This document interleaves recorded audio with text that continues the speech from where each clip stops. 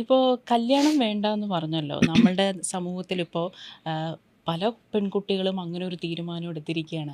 കല്യാണം വേണ്ട എന്നുള്ളൊരു തീരുമാനം. അല്ല, ഞാൻ കല്യാണം വേണ്ട എന്ന് പറഞ്ഞാൽ ആ സമയത്ത് വേണ്ട എന്നുള്ളൊരു തീരുമാനമായിരുന്നു. അത് കഴിഞ്ഞ് ഞാൻ കല്യാണം ആലോചിച്ചിട്ടുണ്ട്, റിലേഷൻഷിപ്പ് ഉണ്ടായിട്ടുണ്ട്, നമ്മൾ കല്യാണം വരെ സംസാരിച്ച് എത്തി നടക്കാതെ പോയിട്ടൊക്കെ ഉണ്ട്. ഞാനങ്ങനെ കല്യാണ വിരോധിയൊന്നുമല്ല. നമ്മൾക്ക് കല്യാണം കഴിക്കാനുള്ള ഒരു പക്വതയും നമ്മൾക്ക് ഓക്കെ ഇയാളെ എനിക്ക് സഹിക്കാൻ പറ്റും, അയാൾക്ക് എന്നെ സഹിക്കാൻ പറ്റും എന്നുള്ളൊരു പക്വത നമുക്ക് വന്നു കഴിഞ്ഞാൽ രണ്ടുപേർക്കും അങ്ങനെ ആണെങ്കിൽ കഴിക്കാം, പറ്റിയ ഒരാളെ കിട്ടുകയാണെങ്കിൽ കഴിക്കാം. അതല്ലെങ്കിൽ കോംപ്രമൈസ് ചെയ്ത് ഒരു കാര്യം ചെയ്യേണ്ട കാര്യമില്ല എന്നേ ഉള്ളൂ. അപ്പം അങ്ങനെയാണ്, അതല്ലാണ്ട് കല്യാണ വിരോധിയൊന്നും അല്ല. ഞാൻ കല്യാണം കഴിക്കാൻ വേണ്ടി റിലേഷൻഷിപ്സ് ഒക്കെ ഉണ്ടായിരുന്നു, അത് വർക്കായില്ല എന്നുള്ളതാണ്. അല്ലെ, പലപ്പോഴും നമ്മളെ അമ്മമാരൊക്കെ പറഞ്ഞു തരുമല്ലോ, നമ്മളൊരു ദാമ്പത്യ ജീവിതം മുന്നോട്ട് കൊണ്ടുപോകണമെങ്കിൽ അഡ്ജസ്റ്റ് ചെയ്യണം, കോംപ്രമൈസ് ചെയ്യണം എന്ന് പറയുമല്ലോ. ഈ അഡ്ജസ്റ്റ്മെൻറ്റും കോംപ്രമൈസ് ഒക്കെ ചെയ്യുമ്പോൾ നമ്മൾ വളരെ ഫ്രസ്ട്രേറ്റഡ് ആയിട്ടായിരിക്കും ആ ബന്ധത്തിൽ. അല്ല, അത് അഡ്ജസ്റ്റ്മെന്റ് കോംപ്രമൈസ് എന്നല്ല, അത് നമ്മുടെ ഒരു കംഫർട്ട് സോൺ ഉണ്ടല്ലോ, അത് മനസ്സിലാക്കുക എന്നുള്ളതാണ്. ഇപ്പം എല്ലാ റിലേഷൻ, ഇപ്പോൾ കല്യാണം മാത്രമല്ല, ഇപ്പം നമ്മൾ അമ്മോടാണെങ്കിൽ നമ്മൾ എല്ലാ കാര്യവും അങ്ങോട്ടും ഇങ്ങോട്ടും ഒന്നും ഇഷ്ടപ്പെടില്ല, നമ്മൾ വഴക്കുണ്ടാവും, ഡിസഗ്രിമെൻ്റ് ഒക്കെ ഉണ്ടാവും. അല്ലെങ്കിൽ എൻ്റെ അനിയത്തി ആണെങ്കിലോ ഫ്രണ്ട്സ് ആണെങ്കിലോ ഒക്കെ ഉണ്ടാവും. പക്ഷെ അതിൻ്റെ ഒരു ബാലൻസ് കണ്ടുപിടിക്കാൻ പറ്റുക, നമ്മുടെ ഒരു കംഫർട്ട് സോൺ മനസ്സിലാക്കാൻ പറ്റുക എന്നുള്ളതൊക്കെയാണ് പ്രധാനം. അതല്ലാണ്ട് ഞാൻ ഒട്ടും അഡ്ജസ്റ്റ് ചെയ്യില്ല എനിക്ക്, അങ്ങനെയല്ല. അതിൻ്റെ ഒരു എന്താ പറയുക, നമ്മളുടെ ഒരു വകതിരിവിനനുസരിച്ചിട്ടുള്ള ഒരു ഇതുണ്ടല്ലോ, അത് അതെ, നോട്ട് എല്ലാ സഹിച്ചുള്ള വിവേകത്തോടെയുള്ള ഏത് ബന്ധമായാലും കൊണ്ടുപോകാനുള്ള ഒരു മിടുക്ക് എന്നുള്ളതാണ്. അതല്ലാണ്ട് ഒട്ടും അഡ്ജസ്റ്റ് ചെയ്യണ്ടെന്ന് ഞാൻ പറയില്ല, ഭയങ്കര അഡ്ജസ്റ്റ് ചെയ്ത് ജീവിക്കുമെന്ന് ഞാൻ പറയില്ല. അൾട്ടിമേറ്റ്ലി നമ്മൾ കംഫർട്ടബിളായി, നമ്മൾ ഹാപ്പിയായി, നമ്മൾ പീസ്ഫുള്ളായിട്ട് ഇരിക്കുക, നമ്മുടെ കൂടെയുള്ള ആൾക്കും അത് കൊടുക്കാൻ പറ്റുക എന്നുള്ളതാണ്. അപ്പം അങ്ങനത്തെ ഒരു സ്പേസ് ക്രിയേറ്റ് ചെയ്യാൻ പറ്റിയാൽ നല്ലതായിരിക്കും. അതല്ലെങ്കിൽ രണ്ട് വഴി പോകുന്നത് തന്നെയാണ് നല്ലത്. അനുമോൾ അഭിനയിച്ച സിനിമകളിൽ 50-ന് മുകളിൽ സിനിമകൾ അഭിനയിച്ചിട്ടുണ്ട്. പക്ഷെ അഭിനയിച്ച സിനിമകളിൽ എനിക്ക് ഏറ്റവും ഇഷ്ടം വെടിവഴിപാടാണ്. അതിൻ്റെ പ്രധാന കാരണം അതിലെ ക്ലൈമാക്സ് തന്നെയാണ്. കാരണം അതിനകത്തെ പ്രവീണ അവതരിപ്പിച്ച ആ ഒരു കഥാപാത്രം, പ്രസാദം കൊടുക്കുന്ന ആ ഒരു സീന് എൻ്റെ മനസ്സിൽ, ഞാനെന്ന പ്രേക്ഷകർ ആ സീനിനെ മനസ്സിലാക്കിയിരിക്കുന്നത് ആറ്റുകാലമ്മ നേരിട്ട് വന്ന് പ്രസാദം കൊടുക്കുന്നതായിട്ടാണ്. അതായത് ദേവിക്ക് ഏറ്റവും ഇഷ്ടപ്പെട്ട ആ ഒരു വ്യക്തിക്കാണ് ദേവി പ്രസാദം കൊടുക്കുന്നത്. അപ്പം ജോലി ചെയ്ത് ജീവിക്കുന്നവരാണ് ദൈവങ്ങൾക്ക് ഏറ്റവും ഇഷ്ടം. അതെ, അങ്ങനെ ഒരു അണ്ടർടോൺ അതിനുണ്ടായിരുന്നു. പിന്നെ എനിക്ക് തോന്നുന്നു ഡയറക്ടർ അതൊരു ഓപ്പൺ എൻഡിങ് ആയിട്ടാണ് ഇട്ടിട്ടുള്ളത്, ഓഡിയൻസിൻ്റെ ഒരു പെർസ്പെക്റ്റീവിലാണ് വിട്ടിട്ടുള്ളത്. പക്ഷെ ഇങ്ങനൊരു കാര്യം ആ സമയത്ത് സെറ്റിൽ നമ്മളുടെ ഇടയിൽ ഒരു സംസാരം ഉണ്ടായിരുന്നു.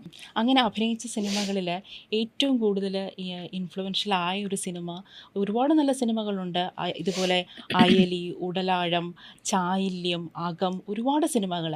അപ്പോൾ ആ സിനിമകളിൽ ഏറ്റവും ഒരു പേഴ്സണൽ ഫേവറേറ്റ്, ഈ ഒരു പേഴ്സണൽ ഫേവറേറ്റ് ആയിട്ട് അങ്ങനെ പറയാൻ പറ്റില്ല. എന്താ വെച്ചാൽ ഞാനിങ്ങനെ എല്ലാം ഇങ്ങനെ ഒരുപാട് നോക്കി സെലക്ട് ചെയ്യുന്ന സിനിമകളാണ്. ഏതോ ഒരു വർഷം എനിക്ക് ഓർമ്മയുണ്ട്, ഞാൻ 50-ലധികം സിനിമകൾ കേട്ടിട്ടാണ് ഞാൻ ഇന്ന് 4 സിനിമ ചൂസ് ചെയ്തൊരു വർഷമൊക്കെ എനിക്ക് ഉണ്ടായിട്ടുണ്ട് ഞാനിങ്ങനെ നോക്കുന്ന സമയത്ത്. അപ്പം അങ്ങനെ ഞാനിങ്ങനെ എന്താ പറയുക, ഇങ്ങനെ നുള്ളിപ്പെറുക്കി ചൂസ് ചെയ്യുന്നത് കൊണ്ട് എല്ലാം എനിക്ക് ക്ലോസ് ആണ്, ഓരോ സിനിമയും. പക്ഷേ 50-ൽ എനിക്ക് 54-55 സിനിമ ആയിട്ടുണ്ട്. ഇത്രയും സിനിമകൾ എനിക്ക് ക്ലോസ് അല്ല.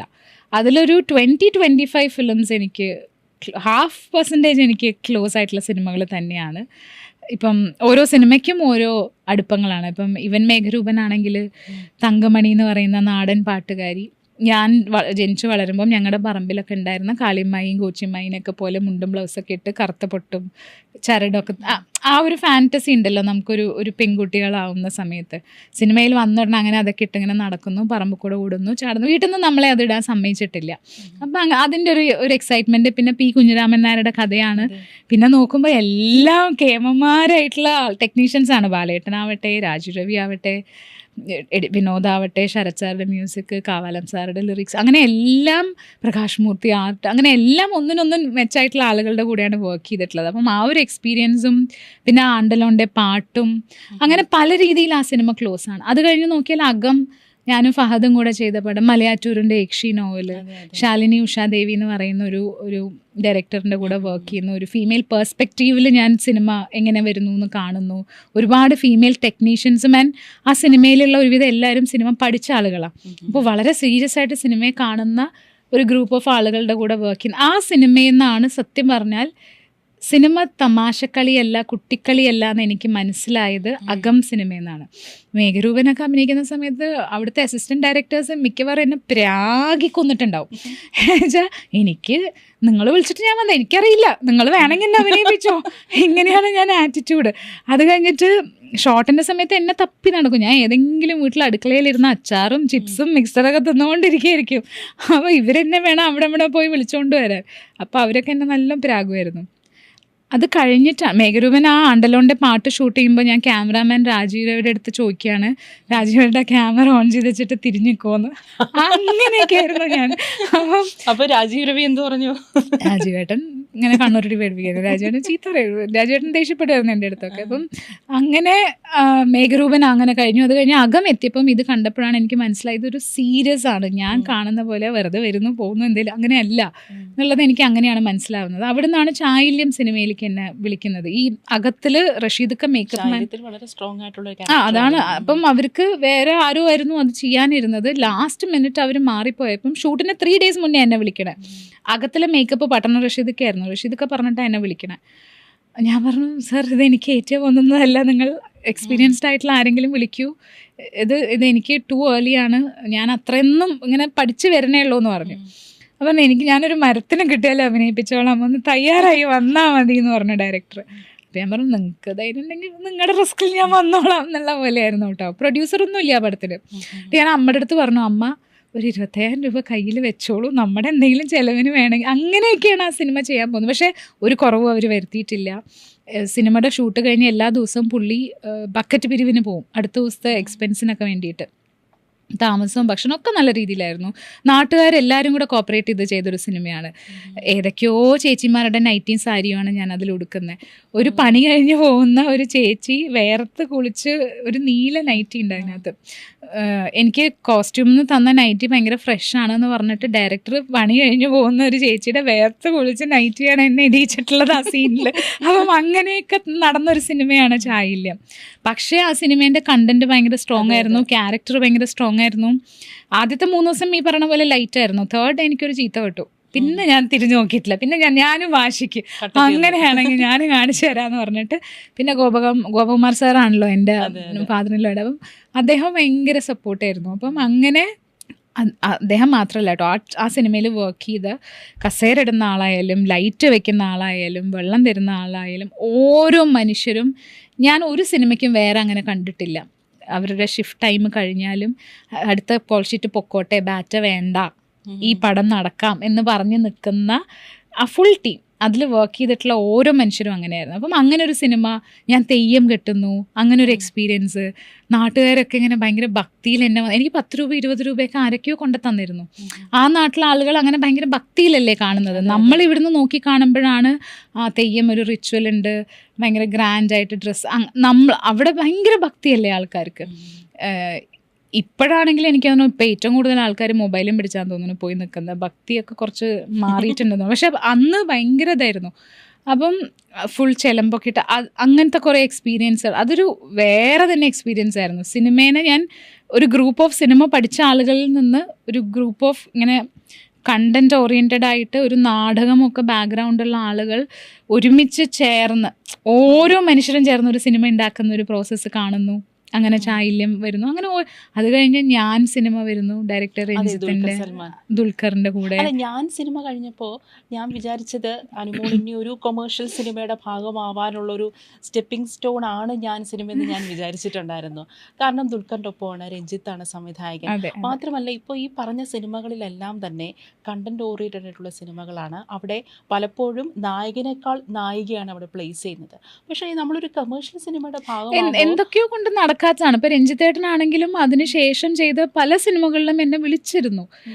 രഞ്ജിത്തേട്ടൻ അങ്ങനെ എനിക്കാണോ, രഞ്ജിത്തേട്ടൻ ഒരു ഗ്രൂപ്പ് ഉണ്ടല്ലോ ഒരാളുകൾ. അപ്പം അങ്ങനെ ഒരു കംഫർട്ട് സോൺ കിട്ടിക്കഴിഞ്ഞാൽ അദ്ദേഹവും നമ്മളെ എല്ലാ വർക്കിനും, അപ്പം എന്നെ പല വർക്കിനും വിളിച്ച് എന്തുകൊണ്ടൊക്കെയോ നടന്നില്ല. കുറേ പടങ്ങൾ, ഇപ്പം ഈവൻ അനിൽ രാധാകൃഷ്ണ മേനോൻ ഡയറക്ടർ, അനിലേട്ടൻ എന്നെ ഏറ്റവും കൂടുതൽ എന്നെ ഇങ്ങനെ എപ്പോൾ കിട്ടിയാലും ഒരു ചാൻസ് കിട്ടിയാൽ കളയാത്തൊരു ഡയലോഗാണത്. ഞാൻ വിളിച്ചിട്ട് നീ വന്നില്ലല്ലോ. ഇപ്പോൾ ബംഗാളി സിനിമയിൽ അഭിനയിച്ചിട്ടുണ്ട്, വാക്കിംഗ് അണ്ടർ വാട്ടർ. എനിക്ക് ഏറ്റവും കാണണമെന്ന് ആഗ്രഹമുള്ളൊരു സ്ഥലമാണ് കൽക്കട്ട. കാരണം കൽക്കട്ടയിലെ സ്ത്രീകൾക്കൊരു പ്രത്യേക സൗന്ദര്യം ഉള്ളതായിട്ട് എനിക്ക് പ്രത്യേക തോന്നിയിട്ടുണ്ട്. സൗന്ദര്യം മാത്രമല്ല, ഒരു പ്രത്യേക കോൺഫിഡൻസ് ആണ് അവർക്ക്. ഞാൻ കൽക്കട്ടയിൽ പോയിട്ട് ഏറ്റവും കൂടുതൽ ആരാധിച്ചത്, ഒരു കൂസലും ഇല്ലാണ്ട് അവരെന്ത് ഡ്രസ്സാണോ ഒട്ടിക്കണം, അവരെന്ത് സൈസാണോ, അവരെന്ത് കളറാണോ, എന്താണോ ആറ്റിറ്റ്യൂഡ്, ഒരു കൂസലും ഇല്ല. വളരെ കോൺഫിഡൻ്റ് ആയിട്ട് അവരെ തന്നെ ഇങ്ങനെ സെലിബ്രേറ്റ് ചെയ്ത് അവരെ തന്നെ ഇങ്ങനെ എൻജോയ് ചെയ്ത് ഇങ്ങനെ അവർ ക്യാരി ചെയ്ത് അവരിങ്ങനെ നടന്നു പോകണതാണ്. നല്ല രസമാണ് കൊൽക്കത്തയിലെ സ്ത്രീകൾ. അവരുടെ ഒരു കോൺഫിഡൻസ്, അവരുടെ സ്വയമുള്ളൊരു കോൺഫിഡൻസ് ഇല്ലേ, അത് കാണാൻ തന്നെ ഒരു രസമാണ്. അല്ല, അത് കണ്ടപ്പോൾ എന്താണ് അനുമോൾക്ക് തോന്നിയത്? കാരണം അനുമോൾക്ക് ആ ബംഗാളിലെ സ്ത്രീകളെ കാണുന്നത് വരെ ബോഡിയെക്കുറിച്ച് ചില അമിതമായിട്ടുള്ള ചില വാക്കിംഗ് ഓവർ വാട്ടർ എന്നാണ് ആ സിനിമേൻ്റെ പേര്. ആ സിനിമയ്ക്ക് ശേഷം അനുമോൾ എന്നുള്ള ആക്ടറിന് ഒരു ലേശം കോൺഫിഡൻസ് വന്നിട്ടുണ്ട്. ഞാനത് മുമ്പും എവിടേക്കോ പറഞ്ഞിട്ടുണ്ട്. എങ്ങനെയാ എന്താണെന്നൊന്നും എനിക്ക് അറിഞ്ഞൂടാ. ആ ബംഗാളി സിനിമ ചെയ്തതിന് ശേഷം എവിടെയോ എനിക്കൊരു ഒരു പോയിന്റ്, ഞാനങ്ങനെ ഒരു കോൺഫിഡൻസ് ഉള്ള ആളല്ല. ഞാൻ ചെയ്ത ഒന്നിലും സാറ്റിസ്ഫൈഡ് ആയിട്ടുമില്ല. എനിക്ക് ഇനിയും ഒരുപാട് കറക്ഷൻസ് എനിക്ക് എൻ്റെ വർക്കുകളിൽ അറിയാമെന്നല്ല, ഞാൻ തന്നെ കണ്ടുപിടിക്കും. പക്ഷേ ആ കൊൽക്കത്തയിലെ വർക്ക് കഴിഞ്ഞപ്പം എനിക്കൊരു ഓക്കെ, എനിക്ക് ട്രൈ ചെയ്താൽ എനിക്ക് ചെയ്യാൻ പറ്റും എന്നുള്ളൊരു കോൺഫിഡൻസ് തന്നൊരു സിനിമയാണ്. ആക്ച്വലി ഞാൻ ആ സിനിമയ്ക്ക് മുമ്പും കൊൽക്കത്തയിൽ പോയിട്ടുണ്ട്. ഞാൻ ട്രാവൽ ചെയ്ത കൂട്ടത്തിൽ കൊൽക്കത്തയിൽ പോയിട്ടുണ്ട്. പത്മിനി എന്ന് പറയുന്ന സിനിമ ഞാൻ ചെയ്തിട്ടുണ്ട്. ആ സിനിമയുടെ പ്രൊഡ്യൂസർ ഫാമിലി കൊൽക്കത്തയിൽ സെറ്റിൽഡ് ആണ്. അപ്പോൾ ഞാൻ അവരുടെ വീട്ടിലൊക്കെ പോയി നിന്ന് കൊൽക്കത്ത എക്സ്പ്ലോർ ചെയ്യാറുണ്ട്. അവിടെ അവർക്കൊരു മോളും ഉണ്ട്. അപ്പോൾ ഞാനും അവളും ഭയങ്കര കൂട്ടമാണ്. അപ്പോൾ അങ്ങനെ കൊൽക്കത്ത അങ്ങനെയാണ് ഞാൻ പറഞ്ഞത്. അവിടുത്തെ ആളുകളെയും സ്ത്രീകളെയും അവിടുത്തെ വഴികളും. കൊൽക്കത്തയിലെ സ്ത്രീകളെല്ലാം നമ്മളൊക്കെ സാധാരണ ഈ സ്ത്രീകൾ ഇങ്ങനെ സ്കിന്നി ആയിട്ടിരിക്കുന്നതാണ് വളരെ ബ്യൂട്ടി എന്ന് പറയും. പക്ഷേ കൊൽക്കത്തയിലെ സ്ത്രീകളെല്ലാം കുറച്ചൊന്നും, അതാ ഞാൻ പറഞ്ഞു, അവർ എന്ത് സൈസോ എന്ത് കളറോ, മുടിയുണ്ടോ മുടിയില്ലേ ഒന്നും ബോധേഡല്ല, സ്കിന്നിൽ മാർക്കുണ്ടോ ഇതൊന്നും അവരെ ഒട്ടും എഫക്റ്റ് ചെയ്യുന്നില്ല. അതെന്താ കാരണം ഒന്ന് ചിന്തിച്ചിട്ടുണ്ടോ? അത് നാടും അങ്ങനെയായിരിക്കും ട്രീറ്റ് ചെയ്യുന്നുണ്ടാവുക. മറ്റേ ഓപ്പോസിറ്റ് ജെൻഡറും അപ്പുറത്തുള്ള ആളുകളും ബോധേഡല്ല. അപ്പം അതുകൊണ്ട് അങ്ങനെ അവരങ്ങ് സെലിബ്രേറ്റ് ചെയ്യാണ് അവരെല്ലാവരും. എനിക്ക് അങ്ങനെയാണ് തോന്നിയിട്ടുള്ളത്. ഞാൻ എസ്പെഷ്യലി സ്ത്രീകളാന്ന് തോന്നുന്നു ഭയങ്കരമായിട്ട് സെലിബ്രേറ്റ് ചെയ്ത് ജീവിക്കുന്നത് അവിടെ.